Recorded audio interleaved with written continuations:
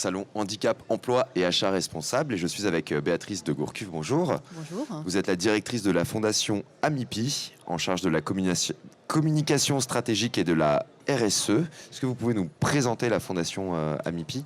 Alors la fondation Amipi est une fondation qui est basée dans les Pays de Loire et dans le centre Val-de-Loire. Elle fabrique, en fait, elle a des activités industrielles.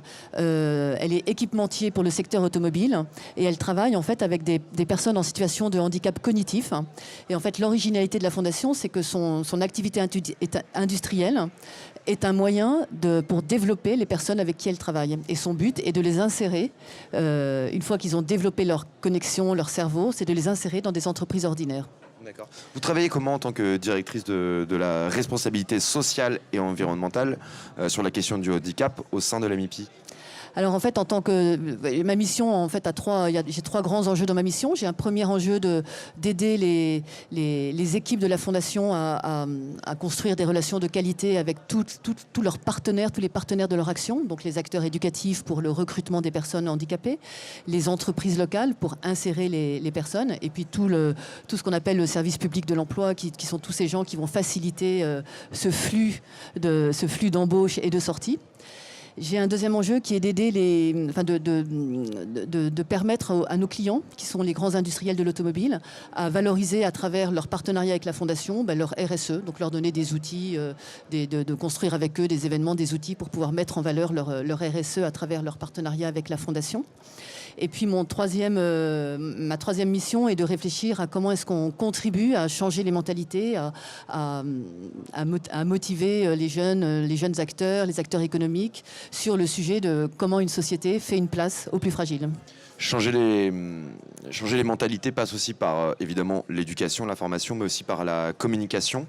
Est-ce que des démarches comme faire présenter la météo par Mélanie sont des démarches qui font changer les mentalités ? Alors oui, moi je suis convaincue que ce type de démarche est très intéressante. Pourquoi ? Parce que c'est vraiment l'occasion de porter un regard tout à fait différent sur une personne réputée handicapée. Et pour moi, c'est vraiment une logique de susciter des modèles, de montrer des exemples à suivre, de montrer que c'est possible. Et vraiment, je pense qu'il n'y a rien de mieux pour changer le regard, en fait. Et comment on peut aller encore plus loin dans la communication, et notamment directement auprès des entreprises ? Je pense qu'en fait, avec les entreprises, ce qui est important, c'est de travailler en partenariat étroit avec elles pour préparer les insertions. Alors nous, à la Fondation, c'est vraiment tout le travail que font les directeurs des sites, de nos 7 sites industriels. C'est vraiment de nouer des relations de qualité avec les entreprises territoriales. Quand il y a l'opportunité d'une insertion, la préparer très soigneusement, faire venir les équipes de l'entreprise pour qu'elles puissent voir comment la Fondation travaille, préparer avec l'entreprise comment est-ce que la personne va être intégrée, comment est-ce qu'on va adapter, si c'est nécessaire, les modes de travail, comment est-ce qu'on va préparer l'équipe à accueillir la personne. De quelle manière vous les accompagnez, ces personnes, ces nouveaux salariés en situation de handicap, et de quelle façon vous accompagnez également les managers ?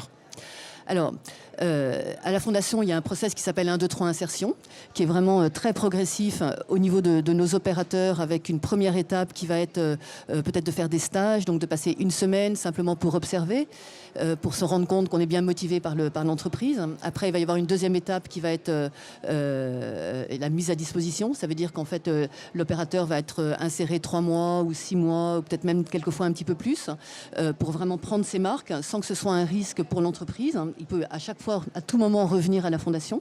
Et puis la troisième étape, c'est bien sûr le CDI. Donc ça, c'est pour l'opérateur.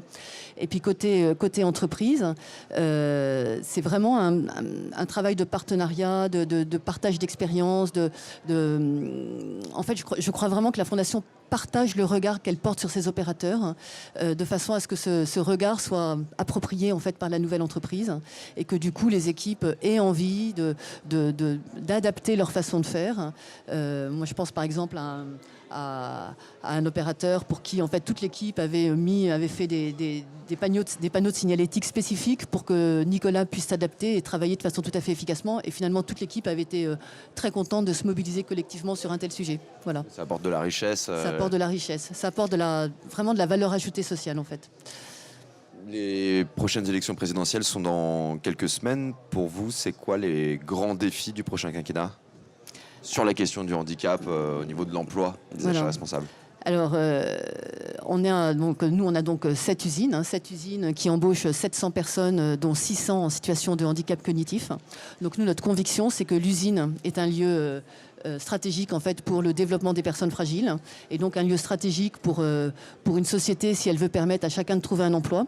Donc, je crois que notre message clé, c'est vraiment la place de l'usine dans le dispositif économique, comment une société protège ou fait revenir ces usines, comment une société voit ces usines comme un lieu d'apprentissage. Et là, les neurosciences apportent beaucoup parce que nous, à la Fondation, ce qui nous permet de dire ça, c'est qu'effectivement, par des apprentissages adaptés, nos opérateurs arrivent dans nos usines et développent, par des apprentissages répétés, développent leur capacité cérébrale, ils changent de poste, ils développent encore et ils se préparent vraiment à trouver leur place. Donc, c'est notre rêve, en fait, c'est qu'il y ait vraiment ce changement de regard sur l'usine que permet les neurosciences, la voir comme un rempart contre l'exclusion en fait.